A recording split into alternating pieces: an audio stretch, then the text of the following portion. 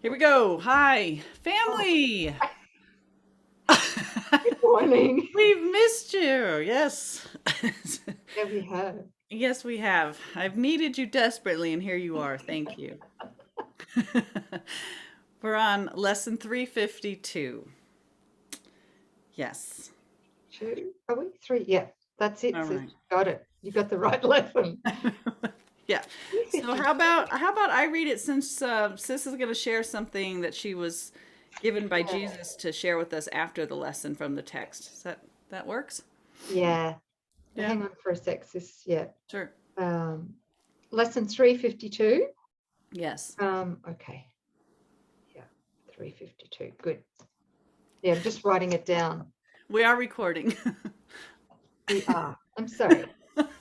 A little bit slow this morning. I can do these little hand puppets for our family to keep them Hi guys. All right. We're going 352.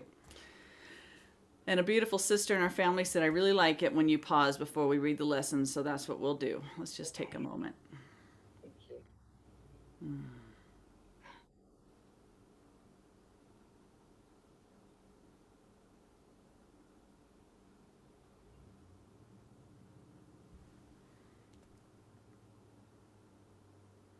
Here we go. Judgment and love are opposites. From one come all the sorrows of the world, but from the other comes the peace of God Himself.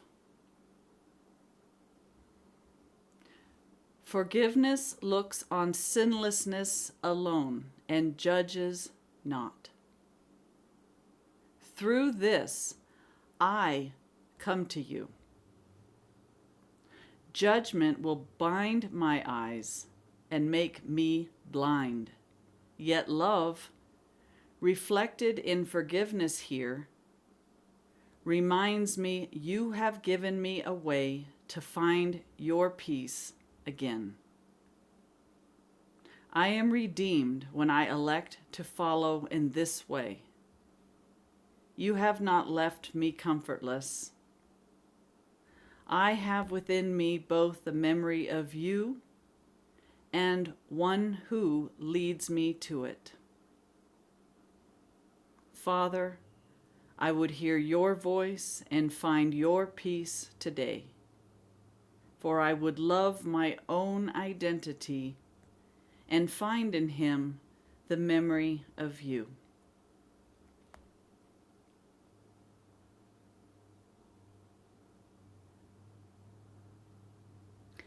Judgment and love are opposites. From one come all the sorrows of the world, but from the other comes the peace of God Himself. Thank you for reading that, sis. Yeah. Yeah. So I was guided this morning when I joined with Jesus to open up a section, and I swear I haven't read this before Oh, I in doubt that. 31 years, and I have read it. Parts of it came through, but other parts of it I was absolutely astounded by. And I would like to share. Well, I thought I had one paragraph that I'd like to share. And then I was told very lovingly and yet sternly, no, read the entire section. And if you will just have patience, please, with me, sis, Sure. Yes. and our beautiful family, and join with me in this so we can take this in very, very deeply. Okay. Because, judgment and love are opposites, right? That's what it says in this lesson. So that means that that any judgments we make are opposite of God. And if our true identity is the Christ, we're judging against our identity. That's right. Like, we cannot afford to do that because it ends in death, physical death, but a lot of pain before we reach physical death. So let me read this section. It is from, and I'll tell you in a second, it's from chapter 13, and it's section 9, and it's called the cloud of guilt. And at the end of this, we're going to know why judgment, we can't afford to use the ego's judgment anymore. Guilt remains the only thing that hides the Father, for guilt is the attack upon his Son. You know, when he talks about the Father, he's talking about love. He's talking about true union. Yeah? Guilt is the only thing that hides that. The guilty always condemn, and having done so, they will still condemn, linking the future to the past, as is the ego's law.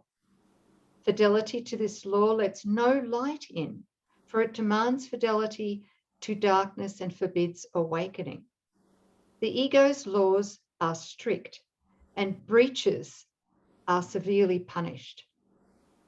Therefore, give no obedience to its laws, for they are laws of punishment. And those who follow them believe that they are guilty, and so they must condemn. Between the future and the past, the laws of God must intervene if you would free yourself.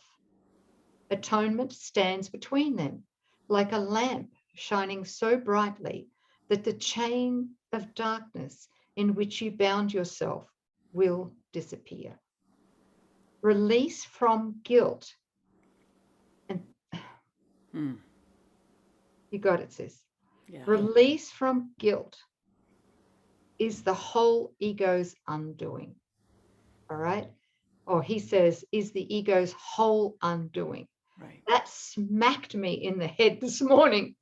Release from guilt is the ego's whole undoing. Make no one fearful, for his guilt is yours. And by obeying the ego's harsh commandments, you bring its condemnation on yourself, and you will not escape the punishment it offers those who obey it. The ego rewards fidelity to it with pain, for faith in it is pain. And faith can be rewarded only in terms of the belief in which the faith was placed. Faith makes the power of belief. That's a huge statement. Faith makes the power of belief. And where it is invested determines its reward. For faith is always given what is treasured, and what is treasured is returned to you. Do we The want to world, stop there? you got it? Yes. Yeah. Do we want to stop just for a second, or? Sure. Okay, so I'm reading this along with the family for those of you who opened up the course and if you're just listening. But to recap on this, to just try and make it real practical, right?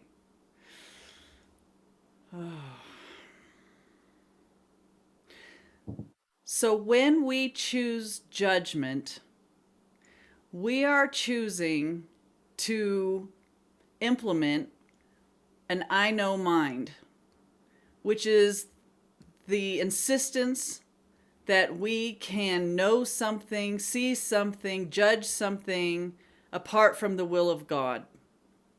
So it's our declaration, my will be done, not the will of God. So it's assigning, judgment assigns truth to illusions. And that's the ego's arrogance of saying my will is also true. And it's in opposition to God. And so he's saying to those, this, as we utilize judgment, the result in the mind is always guilt, because our right mind, the mind that we share, the Holy Spirit, knows that there is only one will and there's only one truth and nothing else is true.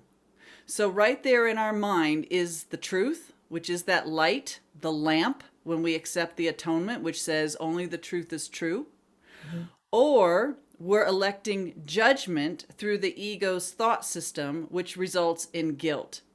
He's saying here that the release of guilt from the mind, the darkness from the mind, is our release, our salvation. It's the ego's entire undoing. If guilt were not present in the mind, we could not know ourselves or sense ourselves as separate from God. So the ego's lifeline truly rests in its seeming ability to judge what is not there as being real. Beautifully said. Okay. So just bringing us to this point in what he's saying, and we give faith to what we're always choosing. There's no third ground. We're always idolizing and worshiping either God or the ego. And what we worship is where we have placed our faith. Do you have faith in yourself, little s? Or are you placing faith where the only place that it can safely be laid, which is in your holiness as the Son of God who is one with God? And where you place your faith will bring definite results. Judgment brings pain. Because when you think you're judging another, you are literally judging yourself. You can't off it.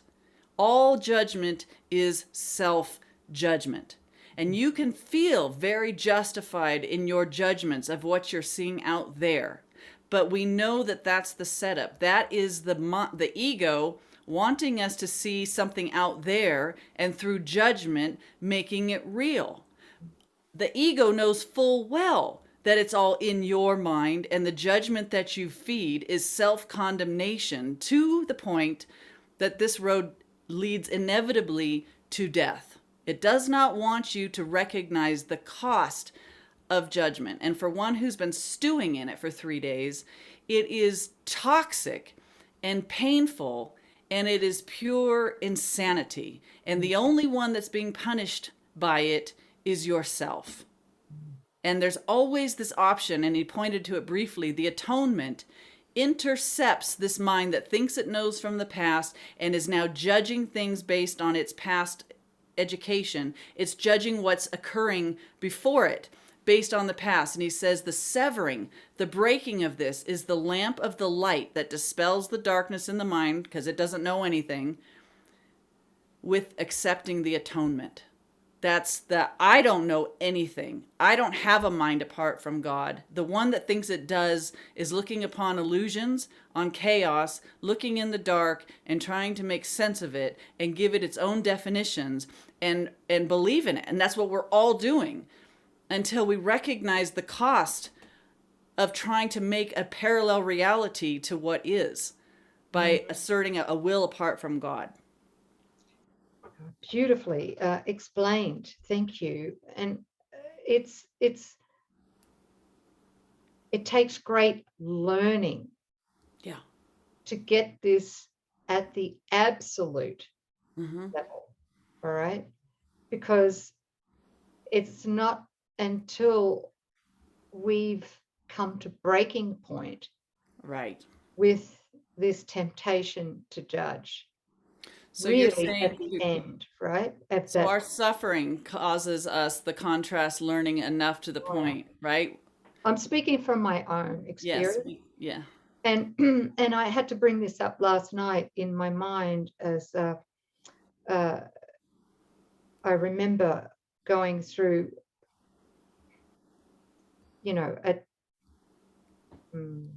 terrifying time of great judgment. And this is quite a few years ago. Yeah. It was probably the peak of my individual judgment experience. Yeah. Yeah. And the judgment got so bad for me that I bought into it. And I bought into it not for 3 days, but I bought into it for 2 weeks. Can you imagine? I'm sorry, sis. All right. Yeah. So the judgment escalated to such a point I wanted to take my life. Yeah. Okay. Just saying that that's where it was taking me. It was taking me to suicide. And I saw at that point, thank God, by accepting atonement and breaking the spell, because it is a spell. It's a total It's spell. hypnotism, right? Major mesmerism. It's major. And I at that point then, like I made that positive separation at that point and realized, wait a minute, this judgment's trying to kill me. This is literal. Yes. 2 weeks of shit Yes. had led me to that point. And that was, I do believe that was a turning point for me. That was it.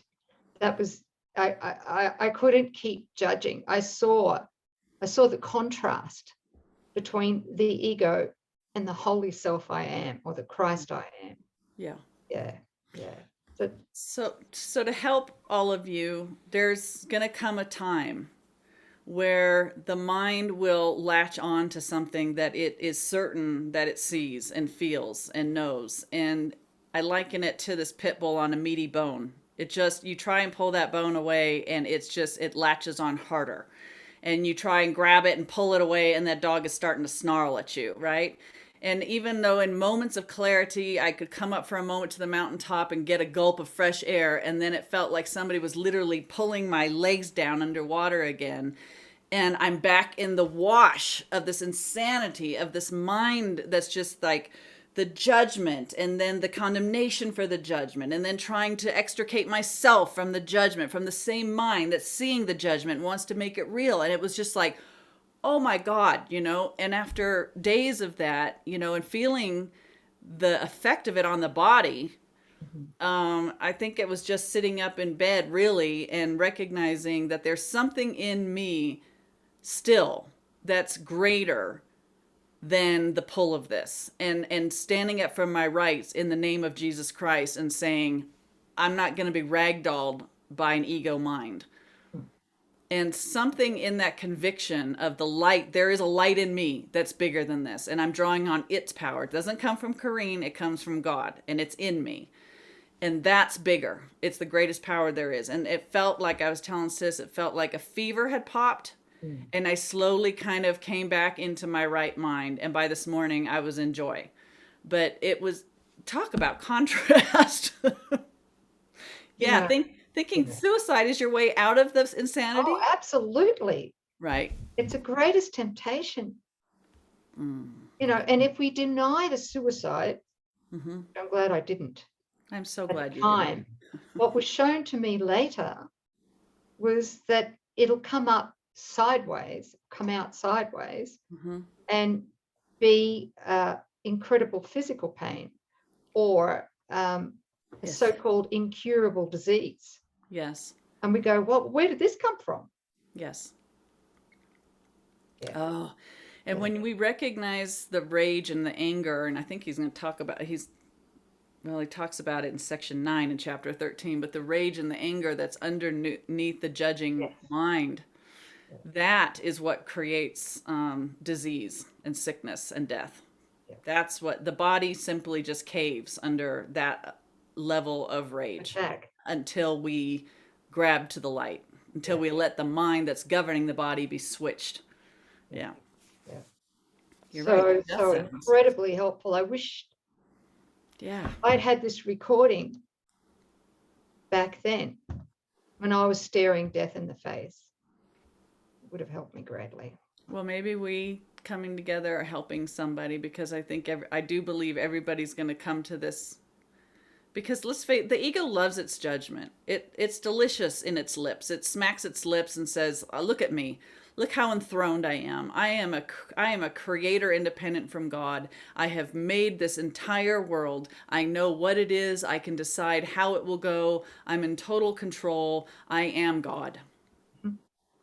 And really, to get rid of judgment is to pull the plug on the ego thought system, because guilt is removed when we are no longer judging. And so I'm recognizing my path now is just the practice of catching every judgment on the fly and handing it over and saying, I know nothing. I know nothing. And we've said that before, but when you have an experience like that, I think it ramps up your vigilance to know I can't afford to judge. No, I can't even judge. What we are cannot judge. Thank you, sis. You just reminded me. Look what I found. So it's a That looks bit familiar. it's a little bit tatty, right? Tatty? Tatty. Do you know what tatty means? Tattered. Yeah. Okay. Lift it up a little bit, sis. Do Raise you it up have a one? little bit. Maybe I can't see what I'm Do I doing. have one? Just right here. All Oh, right, go you're better ahead. at it. Thank you. Mine's All pretty right. tattered. Oh gosh, yours is worse than mine. I know. I Oh, started okay. doodling on it. Whoopsie. Naughty, naughty. It's good. Okay. So can you close the gap for a second? I just want to have a look. Does it still work? Well, you'll have to join with me to do that. Okay. Yes. So the only way that we could be in judgment is if we are defending something in the gap, Right. right? So when yeah. And a judgment is, I am this. There's the first judgment. That's the first judgment. That's it. So private minds with separate agendas that can clash. Right. And the same thing is that in order to have conflict with another person, the other person also has to want to defend what's in the gap. Right. Two Right? minds that are split that want to have the experience of separation, play out here. And this is the idea of conflict. And conflict is judging. It just looks at nothing. Remember, the gap doesn't exist. It's empty, it's an imagined space we've carved out in the omnipresence of God, where illusions seem to be taking place, and we're all nodding in agreement that what isn't true is. And we've all consented to our definitions, and we're playing. The mind is asleep and playing that this is actually going on, and it's only happening in the dream. But while we judge it, while we judge illusions, this is what keeps this running. Our judgment is the glue that protects us from realizing none of this is true. And this is not who I am. That's not me. These are not my thoughts. This is not the real world. And then two people miraculously say, well, let's bust this together, right? So let's join. And when we join in the holy instant, we have the experience of union. Well, two split minds can't experience union. They want bodies, they want separation. But when you have your brother, your holy relationship partner, you get to experience this, and it gives you enough contrast. For a while, you seem like this, right? Until finally there's some judgment. It's going, man, this is really real. This is really real. And you finally just forgive that. And you're back here at the peace of God. I remember just going, I just want the peace of God. My mind is in hell. I'm totally insane. And I want the peace of God more than I want this. Beautiful. Yeah. That's it. That's it. And I don't thank you, sis.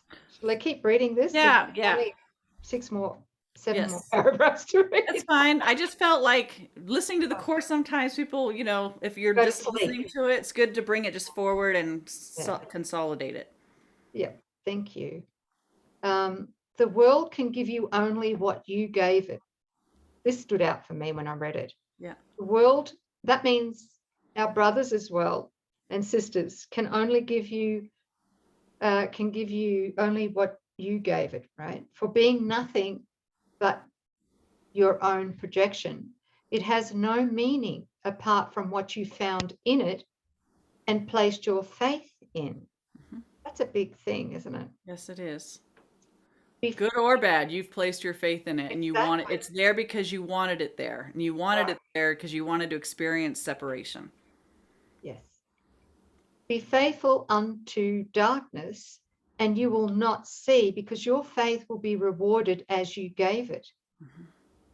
You will accept your treasure, and if you place your faith in the past, the future will be like it. Mm-hmm. Whatever you hold dear, you think is yours. The power of your valuing will make it so. And I just want to interject. I meet you too, because my past was hell. My childhood was hell. I think many of us, not most, but many of us had a hellish childhood. Yeah. Yes. All right. Could you judge without a past? Think about No. that. If today you're walking around and you have no past, could you know what anything is for? No. Could you know what anybody is about, what anything means, right? Now you recognize the past gives context to everything you're experiencing, and from that, you judge. So if we want to withdraw our judgment, we forgive the past. Yes. You know, I'm going to go back starting today and start hitting those first 25 lessons again because I really want to get no judgment. And why are those the first lessons out of the book, right? Nothing that I see means anything. I have given it all the meaning that it has for me, right? Wow. And on and on. So this is crucial. Yeah, you're right, sis. That's the first 50 lessons. Is it 50? Okay, I got some Oh, more. well, for me, no, but yeah, it's huge. But even the first 25 lessons is, enough to go back on. Yeah. So he says here, I'll just go on to paragraph 4. Atonement brings a re-evaluation of everything you cherish, for it is the means by which the Holy Spirit can separate the false and the true, which you have accepted into your mind without distinction. This is it, accepting both unreality and reality, or accepting two powers. Right. But when we judge and we get caught up in that judgment, we're accepting two powers. We're accepting that there is God and there is the ego, and they're both equally true and equally powerful. And that's the split. That's the insanity. Because you can't forget the truth. It's always in your mind. It's always there. So when you introduce, and this is what I'm getting, we know full well our innocence. We know who we are and we know how we are. And so this introduction to the mind of innocence, of guilt, was so toxic, so devastating, that it absolutely brought the mind into a state of chaos, night, and insanity. Guilt and innocence being in the same place. And while we believe any of our illusions, we believe in guilt. Yeah. So when that guilt is gone, the memory of our innocence doesn't come to us. It arises within us because it's always right here. It's what we're trying to hide from. We're trying to forget. We're trying to cover over with our judgments. Give up the judgments. The guilt goes. Innocence is recalled and game over. Yeah. Thank you. So we have to make that distinction now. Now that we know that the mind is split and we're entertaining two opposite thought systems, now it's about using our discernment and asking our right mind, right? What is the truth here? Forgiving what isn't, accepting what is, and valuing what is. Recognizing what isn't has never brought you anything of any value, any satisfaction, any lasting pleasure. Contrast learning, right? Yeah, and it's so friggin' painful, but we I'm won't glad it's until painful. we do it, right? I'm glad it's painful. Yeah, I am now. Yeah, I wasn't before. Well, we wouldn't. We would just do this in perpetuity, forever, life after life after life after life, and just not that it was ever life, but incarnation. Yeah. Yeah, I'm glad for the pinch, or the socket, or the punch. Electric shock. Yeah. Therapy. Yeah. Therefore, you cannot value one without the other, right? So the false and the true. Yeah.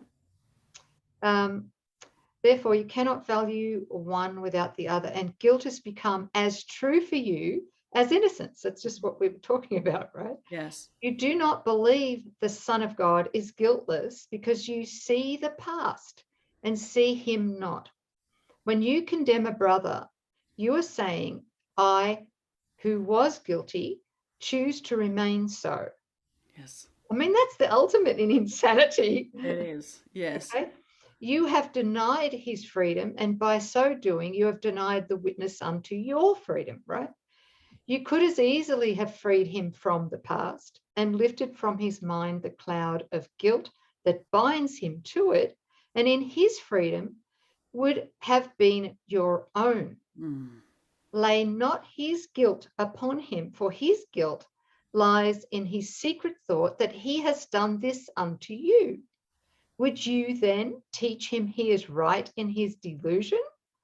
The idea that the guiltless Son of God can attack himself and make himself guilty is insane.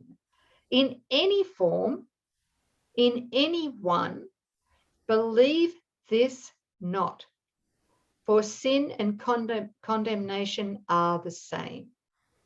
And the belief in one is faith in the other, calling for punishment instead of love. Nothing can justify insanity, and to call for punishment upon yourself must be insane. I can see this now. Yes. Right? So see no one then as guilty, and you will affirm the truth of guiltlessness unto yourself. In every condemnation that you offer the Son of God lies the conviction of your own guilt. Yes. If you would have the Holy Spirit make you free of it, accept his offer of atonement for all your brothers, not just some of them. Right. All. All right. For so you learn that it is true for you. Right. Remember always that it's impossible to condemn the Son of God in part. I love this. Yes.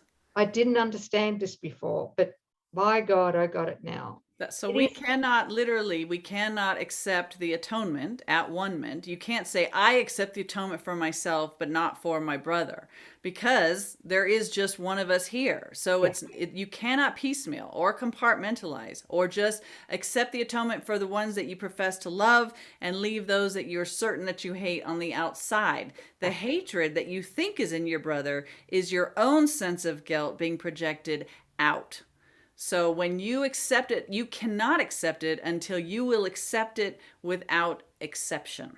Right. And that's accept it. and accept. Yes. That's it, sis, because all hatred is self-hatred. It is. As Jesus says, is that all attack is always self-attack. The same thing. Yes. Right? But by God, the ego resists that to the nth degree. Mightily. So, those whom you see as guilty become the witnesses to guilt in you, and you will see it there, for it is there until it is undone, forgiven. Guilt is always in your mind, which has condemned itself. Reject it not, for while you do, it cannot be undone. With everyone whom you release from guilt, great is the joy in heaven. They party in heaven, right? Where the witnesses to your fatherhood rejoice. Now, guilt makes you blind, for while you see one spot of guilt within you, you will not see the light. That is so scary. Well, right? Yeah. Which is true. While you see one spot of guilt within you, you will not see the light. And by projecting it, the world seems dark and shrouded in your guilt. You throw a dark veil over it and cannot see it because you cannot look within. You're afraid of what you would see there within, but it is not there. The thing you fear is gone. If you would look within, you would see only the atonement, shining in quiet and in peace upon the altar to your Father. There's the peace of God. I know I have not read that before. Oh, right. Okay. That's why we're reading it now together. All right? Yeah. Wow. Okay. Yes.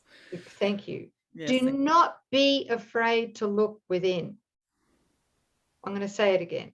Do not be afraid to look within. The ego tells you all is black with guilt within you and bids you not to look. You'll be struck dead, right? Instead, it bids you look upon your brothers and see the guilt in them. So much easier, not. Not. Yet this you cannot do without remaining blind, totally blind. Yes. For those who see their brothers in the dark and guilty in the dark in which they shroud them are too afraid to look upon the light within. That's what the real terror is. Yes. Within you is not what you believe is there and what you put your faith in. Within you is the holy sign of perfect faith your Father has in you. And that is all that's there. Okay. Yeah. He does not value you as you do. He knows himself and knows the truth in you, and only the truth in you. That's it. He knows there is no difference, for he knows not of differences. Can you see guilt where God knows there is perfect innocence? This is that incorruptible innocence that knows no sin and therefore no fear, no attack, no projection. You cannot deny his knowledge, you can deny his knowledge, but you cannot change it, his knowledge. In other words, you cannot change your identity. It's yes. So we're really terrified to look within and see the proof that we are innocent. Because if we are innocent, then this story of separation and therefore guilt is gone. So this is the ego's tenacity on its judgment. When you think you've lost your mind and the judgment is raging, what the real terror is has nothing to do with the object of your judgment. It is the mind's terror, knowing that should you actually look and discover no guilt within, your incorruptible innocence arises in your awareness, and any belief in separation vanishes. There's the light. No more dark. That's the terror. That's its terror, sis, because the me, mythical me, the identity that really does believe and want a private mind with separate agendas that can clash with my brothers and sisters and God, is gone.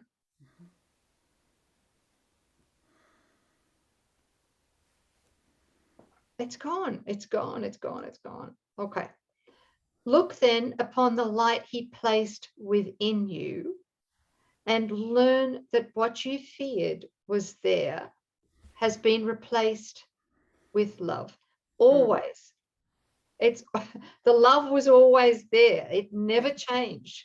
Yes. Changed. It's changeless, completely changeless. And so that was that section in chapter 13, section 9. All right. And just to cap on this, and I will just be quiet after that, maybe.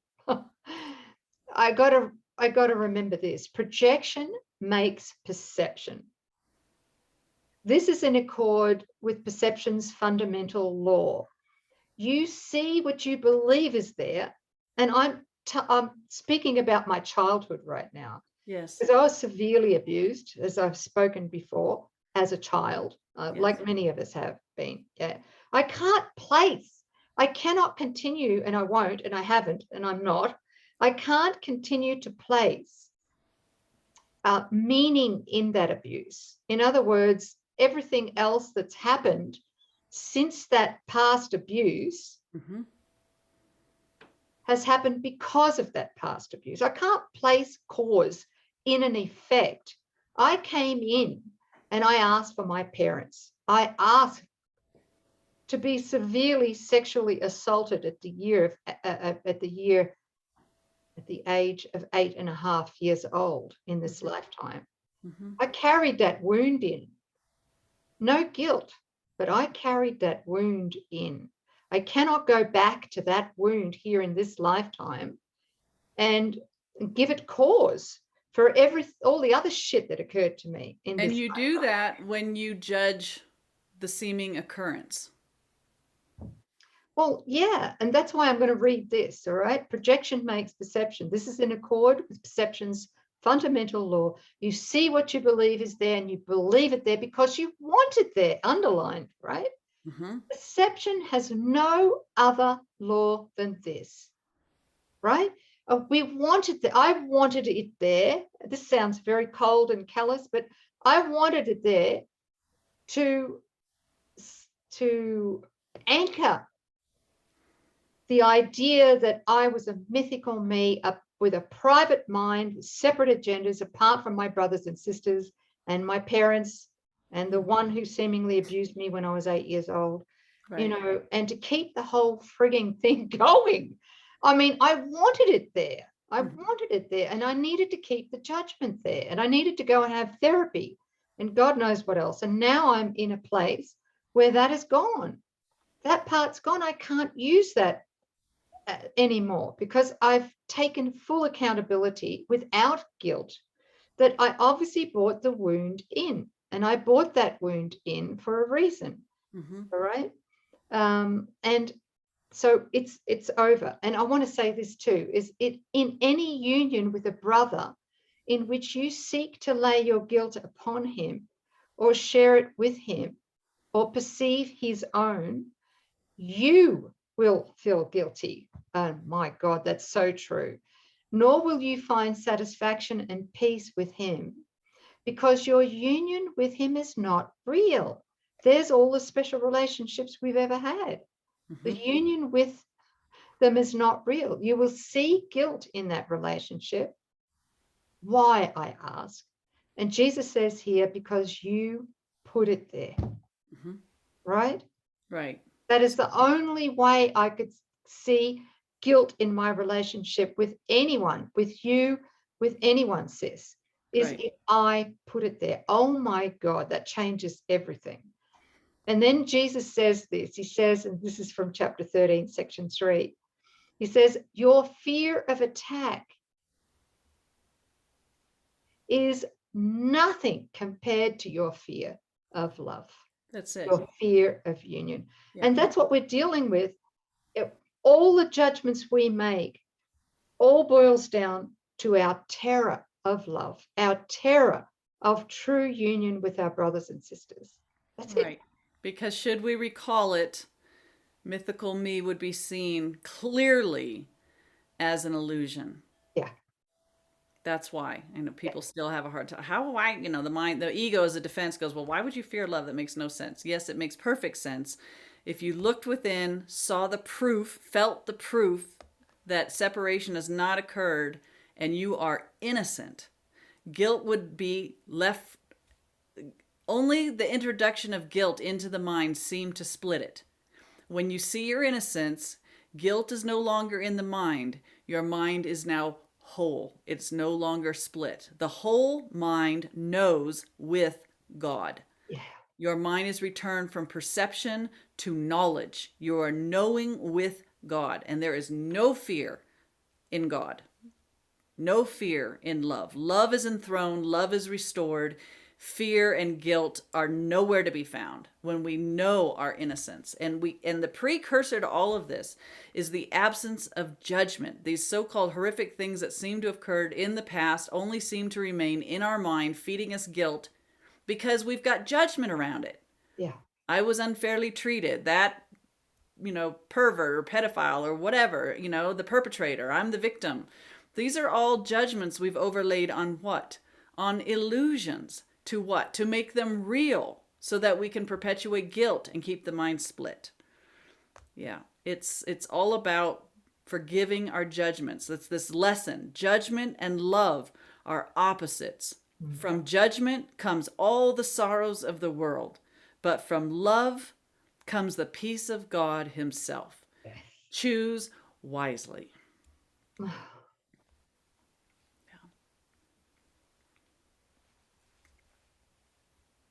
Thank you. Thank you. We hope you have taken the fruit from this, the core teaching. I think feels like you have. I know I have. use our suffering, guys. Don't do it. Just, if it was for anything, it's for all of us. You don't have to go through this ultimately. Just notice where you're judging and forgive it. Drop into the heart. Don't trust your senses. Trust your heart. Trust your heart's knowing. It always knows. The head's going to get it wrong. The head, I've seen this so clearly, that the head is just a servant to the heart. It will do things for you, help you do things, but let it be the servant of the heart. The heart's bidding, the heart's knowing. See through the heart, the eye of the heart. There's a blog a couple days back, down in the list of resources. Seeing through the eye of the heart. Please, please, please read it. Or at least join me when I'm unpacking it in this offering coming up on Tuesday nights.